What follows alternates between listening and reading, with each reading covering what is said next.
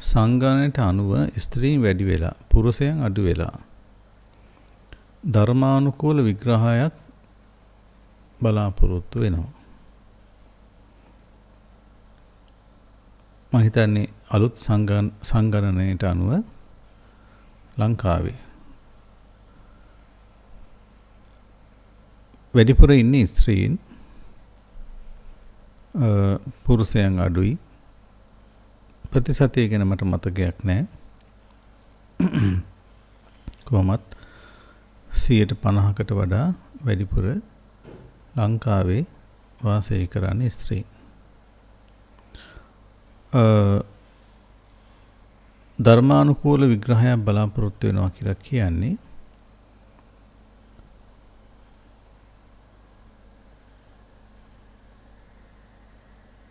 ස්ත්‍රියක් වීමට හේතුවත් පුරුෂයෙක් වීමට හේතුවත් නැත්නම් ස්ත්‍රී භාවය පිණිස පුරුෂ භාවය පිණිස හේතු වෙන්නේ එකිනෙකා ඒ කෙනා කරන දේ මත. එහෙම නැත්නම් කර්ම විපාකයක්. ස්ත්‍රියක් බවට පත්වීම විපාකයක්, පුරුෂයෙක් බවට පත්වීම විපාකයක්.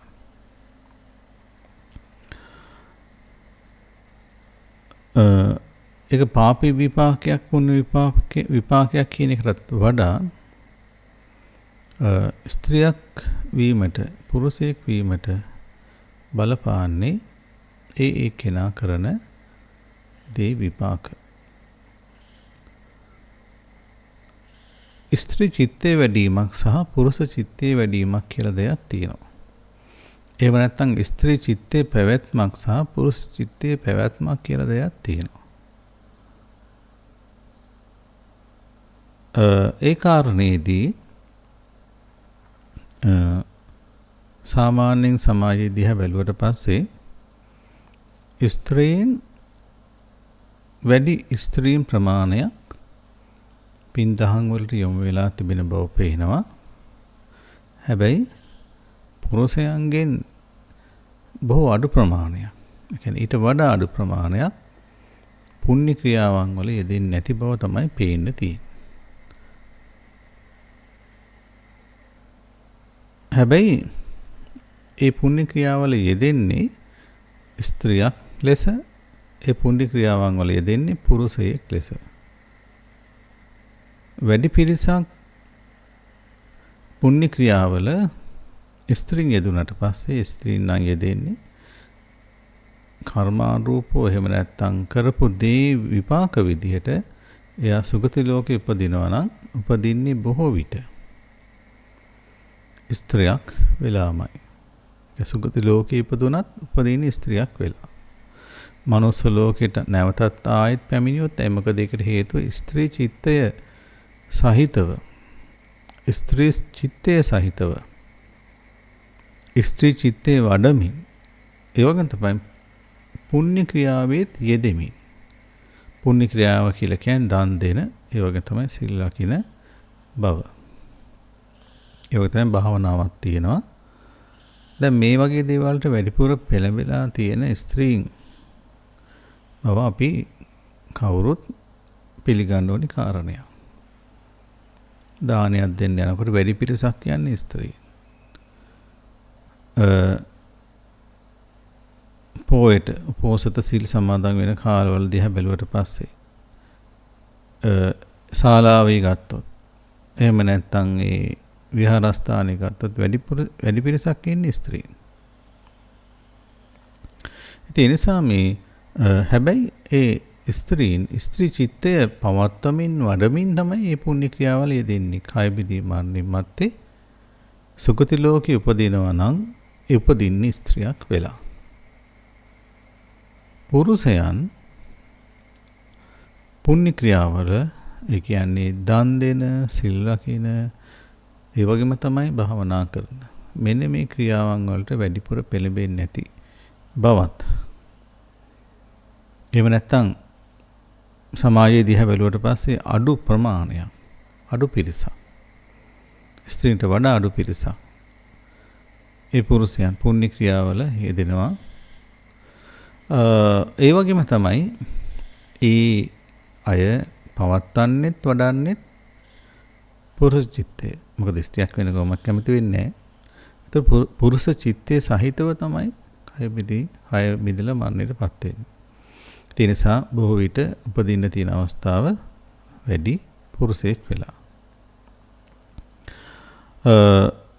ඒ වගේම තමයි දැන් ඔය කොහොමද පුරුෂ චිත්තේ වඩන්නේ කියන කාරණේදී ඒ නිමිති වලින් ඒ ගති වලින් තමයි ඒ පුරුෂ චිත්තේ වඩන්න තියෙන්නේ.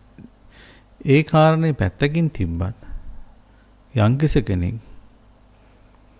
බඹ විහරණයන් වඩනවා නම් බඹ විහරණය වඩමින් බඹ විහරණය තුල වාසය කරනවා නම් කාමයෙන් වෙන් වෙලා කාමයන්ගෙන් වෙන් වෙලා වාසය කරනවා නම් එයාගේ සිත નિરાයාසයෙන්ම අය අමුතුවෙන් පුරුෂ චිත්තේ වඩන්න දෙයක් නැහැ. එයාගේ වැඩෙන්නේ කොහොමත් පුරුෂ චිත්තේ. මොකද කාමයන් අතහරිනවා කියලා කියන්නේ අර ස්ත්‍රී ස්වභාවය හෝ පුරුෂ ස්වභාවය එහෙම නැත්නම් යම් ස්ත්‍රියක් ස්ත්‍රී නිමිති වලින් සතුට වෙන බවක් තියෙනවා. පුරුෂයෙක් පුරුෂ නිමිති වලින් සතුට වෙන බවක් තියෙනවා. ඒක අතහැරිනවා. ඒ කාමයන්ගෙන් අතහැරලා කාමයන් අතහැරලා යා එකඟ භවයේ බව තුළ සතුට වෙනවා.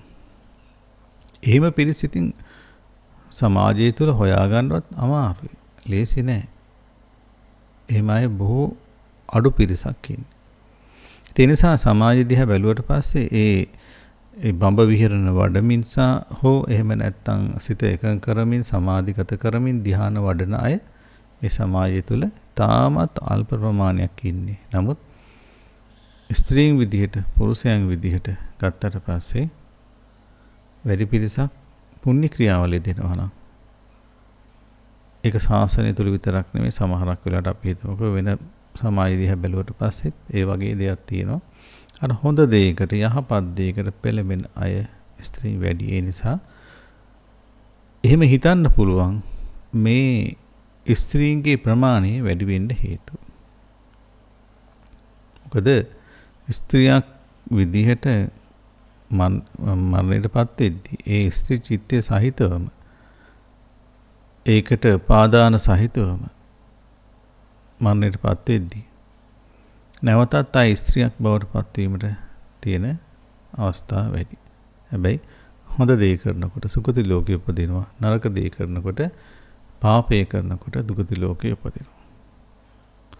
මනුස්ස ලෝකේ වගේ තැනක නම් කොහොමද හොඳ දේ කරලා වැඩිපුර හොඳ දේ කරලා ඒ වගේම තමයි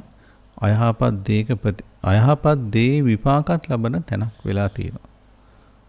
අයහපත් දේ විපාක අයහපත් ක්‍රියාවේ විපාක ලබන තැනකුත් වෙලා තියෙනවා. ඒකයි මිනිස්සෙක් වෙලත් දුප්පත් වෙන්නේ. මිනිස්සෙක් වෙලත් සමහරක් වෙලාවට නිന്ദා පහස ලබන්නේ. මිනිස්සෙක් වෙලත් හානි වෙන්නේ. ඒ අර මිනිස්සෙක් වීමට ඒ උමනා කරන පින තියෙනවා.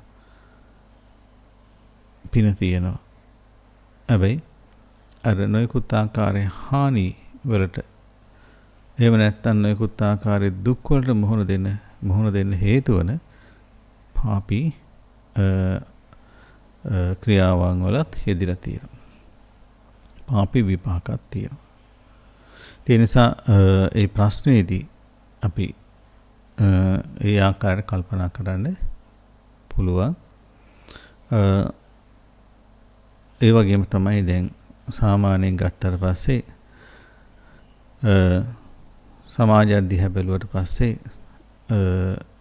දැන් දෙමාපියෝ හිතන විදිහ දෙමාපියෝ කල්පනා කරන විදිහ අනුවත් යම් ආකාරයට මේවා වෙනස් වෙන්න පුළුවන්. කම්ම නියාම, ධම්ම නියාම, චිත්ත නියාම, බීජ නියාම, උතු නියාම කියලා ඒ වගේ නියාම ධර්ම තිබෙනවා. ඒවයි බලපෑමක් තිබෙනවා. ඉතින් මෙතන විශේෂයෙන්ම